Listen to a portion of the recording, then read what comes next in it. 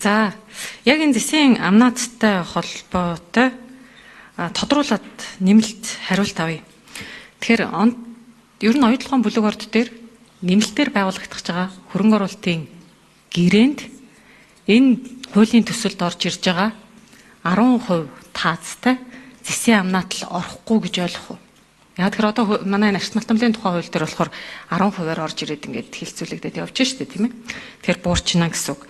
Тэгэхээр зүгээр одоо гарах гарцаа юу гэж харж байгаа юм бол дагаж мөрдөх журмын тухай хууль гаргаж агаад яг оюутлогоо бүлэг орд дээрээ одоо нэмэлтээр хөрөнгө оруулалтын гэрээ хий дуустал оюутлогын бүлэг ордын хувьд яг одоо энэ хүчин зохицуулалтаар явнаа гэд дагаж мөрдөх журмын тухай хууль гаргах юм уу?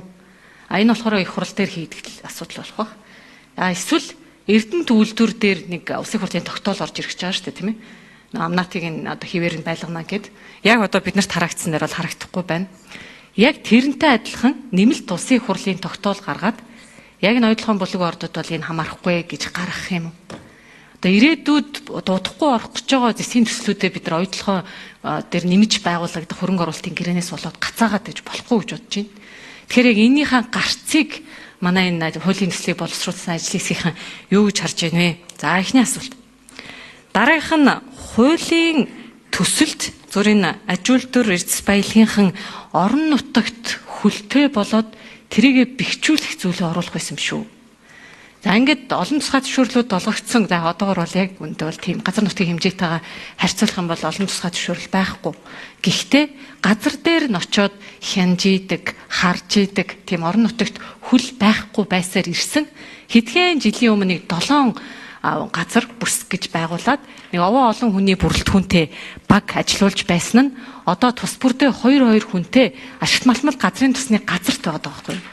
Тэрийг зүгээр одоо аж үйлдвэр эрдэс баялагын яам өөрийнхөө доор аваад бүр аймаг бүртээ яг энэ хянжийдэг, хэрэгжилтийг хангаж идэг хүл дутагдаад байгаа юм шиг харагддаг. Тэгээ энэ хуулийн төсөлд орж ирээгүй энийг бас яаж оруулж ирэх вэ? За, энэ бол 2 дугаар асуулт байна. 3 дахь нь маркшедрийн тусгай зөвшөөрлийг шинээр бий болгож байна. Маркшедрийн ер нь бол тусгай зөвшөөрлүүдийг шинээр нэмэхгүй одоо тусгай зөвшөөрөл олгоно гэсэн нэг харилцаа үүснэ. Аж үйлдвэрийн яам нь энийг олгох юм байна. Яг үндсэн шаардлага нь юу байгаа юм бэ? За, ийм 3 асуулт байна. Ашигт малтмлын салбарт маркшедер гэдэг хүн бол яг хэмжилт хийдэг хүн. Өөрөөр хэлбэл нүдэн, жин, метр нь багхгүй. Тийм ээ?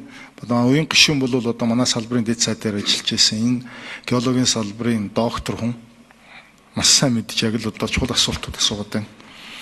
Тэгэхээр сүүлийн үед бас ийм маркшедрийн тусгай зөвшөөрөл өгж энэ хүмүүст хариуцлага тооцдог болохгүй бол хөндлөнгийн хэмжилт хийж энийг чи шалгаж яахгүй бол байгаа баялагийг их багаар үнэлэх тухай асуудал яригдаад идэх болчиход.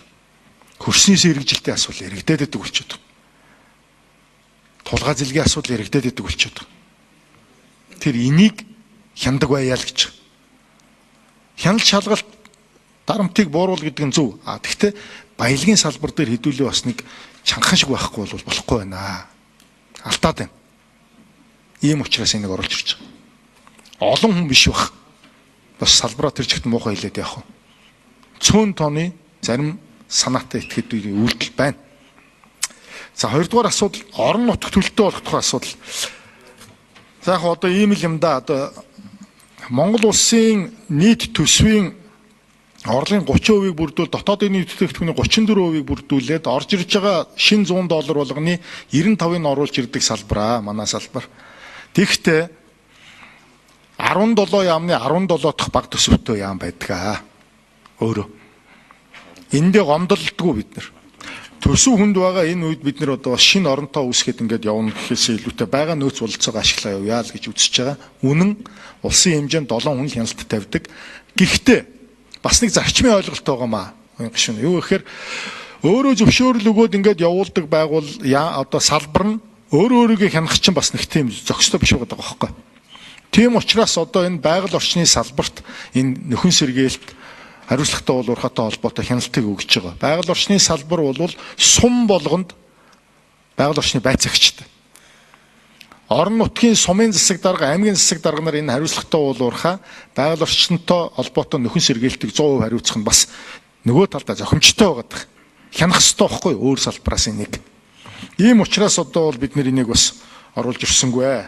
За онтрогтой холбоотой асуудал дээр эхний асуулт, онтрогтны хилцээртэй холбоотой асуудал дээр энэ зэсийн амнатыг ингээд төр зогсохдоо хэд хэдэн хувилбар байна. Хэдүүлээ ажлын хэсгтэрээ яриа явуучвал хувилбар гарна бах гэж бодож байна. Нэгдүгээрт бол дагаж мөрдөгч урмын тухай хуулиар хийж зохицуулж болж байна. Хоёрдугаарт тусгаалсан тогтоол дагуулж гаргаж болж байна. Тэгээ энэ хоёр хэлбэрийг ажлын хэсгтэрээ ярьж байгаад хэдүүлээ шийдээд явчих боломжтой гэж харж байна. Хуулийн төсөл өргөн барьцсны дараа яригдсан асуудал учраас ингэ шийдэх одоо гарцсан байна. За чухал ашигт малтмлын зохицуулт дээр нэмээд асуулт асууя. Одоогоо төсөл дээр болохоор чухал ашигт малтмлын төрөл чиглэл тус бүрээр бодлого стратеги замын зураг боловсруулах хэрэгжүүлэхээ гэд засгийн газрын үүрэгт оруулж өгсөн л заалт байна. Тэг яг тодорхойлтыг нь оруулж өгсөн байна. За чухал ашигт малтмал дээр тэгвэл хайгуул хийж байгаа эсвэл олборлолт явуулах гэж байгаа чухал нэгжүүдээ тодорхой хэмжээнд нь дэмжих чиглэлд ямар зохицуулт орж ирвэ.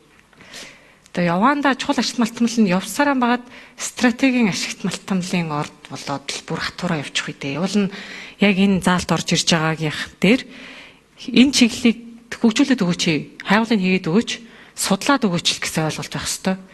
Тэгэхээр яаж дэмжих үү? Дэмцэн агуулга нь хаана вэ? Чухал ашигт малтмал бол геополитик болчиход байна. Үндэсний аюулгүй байдалтай холбоотой асуудал болчиход байгаа. Тэгэхээр чухал ашигт малтмал гэж Монгол улсын хувьд юу вэ гэдгийг нэгдүгээр тодорхойлно. Хоёрдугаар тухайн чухал ашигт малтмалын салбарт хинтээ хамтарч ажиллах юм бэ гэдгийг засгийн газар шийдвэрлэнэ, танилцуулна. За гуравдугаарт тусгаалсан бодлого гаргаж геолог эрэл судалгааны ажлын чиглэлд нь дэмжлэг үзүүлж төсөв хөрөнгө тавих чиглэлд дэмжлэг үзүүлнэ гэсэн ийм л одоо чиглэлтэй байгаа.